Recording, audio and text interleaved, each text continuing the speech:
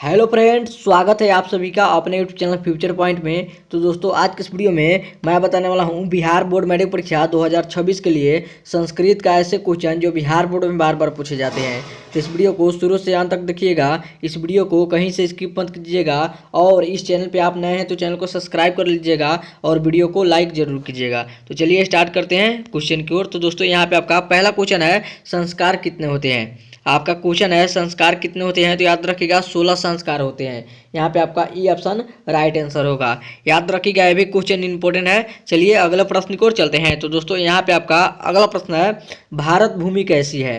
आपको क्वेश्चन बताना है भारत भूमि कैसी है। तो याद रखिएगा, भारत भूमि कैसी है, तो यहाँ पे विशाल भी है, निर्मला भी है और तपस्या भी है, इसलिए यहाँ पे आपका डी ऑप्शन राइट आंसर होगा। याद रखिएगा, ये भी क्वेश्चन बहुत ज़्यादा इंपॉर्टेंट है बोर्ड एग्जाम 2026 के लिए। आगे बढ़ते हैं अगले प्रश्न को। तो दोस्तों, यहाँ पे आपका अगला प्रश्न है, ब्राह्मण के वेश में प्रवेश कौन करता है। आपका क्वेश्चन है, ब्राह्मण के वेश में कौन प्रवेश करता है, बताइए कमेंट करके कौन प्रवेश करता है। तो याद रखिएगा, शक्र प्रवेश करता है। कौन प्रवेश करता है, तो शक्र प्रवेश करता है। यहाँ पे आपका डी ऑप्शन राइट आंसर होगा। चलिए अगला प्रश्न की ओर चलते हैं। तो दोस्तों, यहाँ पे आपका अगला प्रश्न है, मंदाकिनी वर्णम पाठ में किस नदी का वर्णन है। आपका क्वेश्चन है, मंदाकिनी वर्णम पाठ में किस नदी का वर्णन है। तो याद रखिएगा, गंगा नदी का वर्णन है। किसका वर्णन है, तो गंगा नदी का वर्णन है। यहाँ पे आपका ई ऑप्शन राइट आंसर होगा। याद रखिएगा, ये भी क्वेश्चन इंपॉर्टेंट है बोर्ड एग्जाम 2026 के लिए। आगे बढ़ते हैं अगले प्रश्न की ओर। तो दोस्तों, यहाँ पे आपका अगला प्रश्न है, भीकन टोला गाँव कहाँ है। आपका क्वेश्चन है, भीकन टोला गांव कहाँ है, बताइए कमेंट करके। तो याद रखिएगा, बिहार में है। कहाँ पे है, तो बिहार में है। यहाँ पे आपका डी ऑप्शन राइट आंसर होगा। चलिए आगे चलते हैं अगले प्रश्न को। तो दोस्तों, यहाँ पे आपका अगला प्रश्न है, रूप की रक्षा किससे होती है। आपका क्वेश्चन है, रूप की रक्षा किससे होती है। तो याद रखिएगा, किससे होती है, बताइए कमेंट करके, रूप की रक्षा किससे होती है। तो याद रखिएगा, सत्य से होती है। यहाँ पे आपका ई ऑप्शन राइट आंसर होगा। चलिए अगला प्रश्न की ओर चलते हैं। तो दोस्तों, यहाँ पे आपका अगला प्रश्न है, अपनी उन्नति। आपका क्वेश्चन है, अपनी उन्नति चाहने वालों को कितने दोषों को त्याग देना चाहिए। आपका क्वेश्चन है, अपनी उन्नति चाहने वालों को कितने दोषों को त्याग देनी चाहिए, बताइए कमेंट करके। तो याद रखिएगा, 6 दोषों को त्याग देनी चाहिए। यहाँ पे आपका सी ऑप्शन राइट आंसर होगा।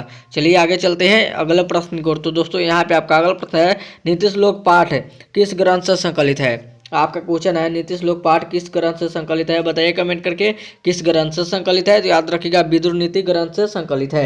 यहाँ पे आपका ई ऑप्शन राइट आंसर होगा। चलिए आगे चलते हैं अगले प्रश्न की ओर। तो दोस्तों, यहाँ पे आपका अगला प्रश्न है, साहित्य ग्रंथ में किसान संस्कार मानवता क्या है। आपका क्वेश्चन है, साहित्य ग्रंथों में किसान संस्कार का नामांतर क्या है, बताइए कमेंट करके नामांतर क्या है। तो याद रखिएगा, नामांतर क्या है, तो यहाँ पे आपका गोदान है। यहाँ पे आपका डी ऑप्शन राइट आंसर होगा।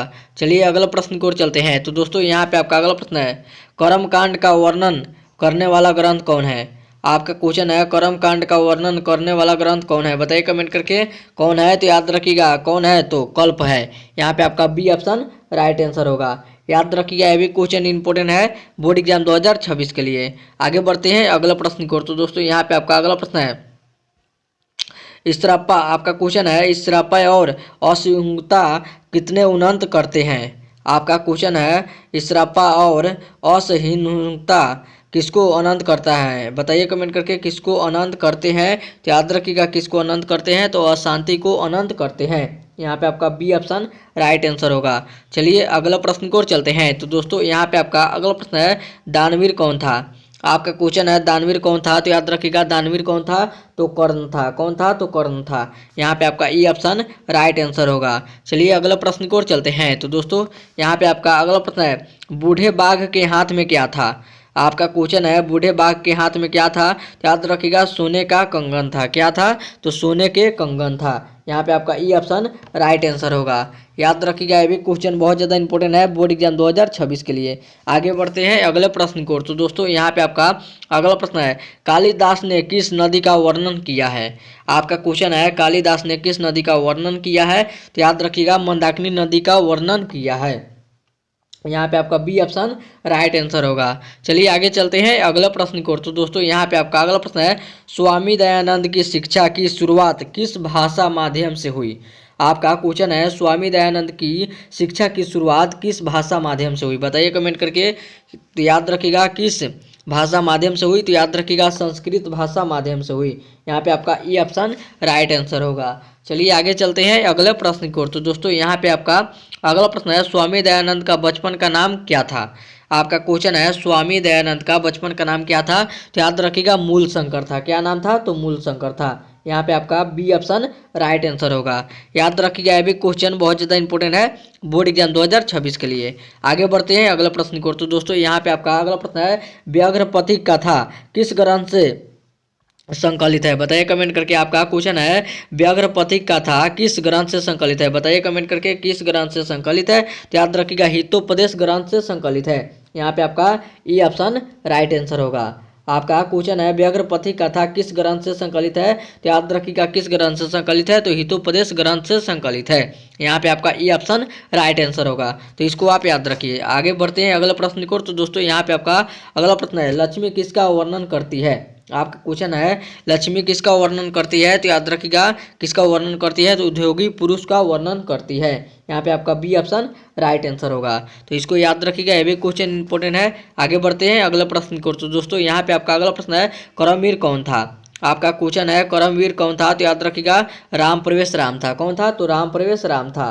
यहाँ पे आपका ई ऑप्शन राइट आंसर होगा। आगे बढ़ते हैं अगला प्रश्न की ओर। तो दोस्तों यहाँ पे आपका अगला प्रश्न है, परम तृप्ति देने वाली क्या है।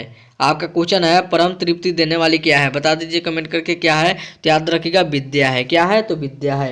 यहाँ पे आपका ई ऑप्शन राइट आंसर होगा। याद रखिएगा, ये भी क्वेश्चन इंपॉर्टेंट है बोर्ड एग्जाम 2026 के लिए। और ये था आपका वीडियो का लास्ट क्वेश्चन।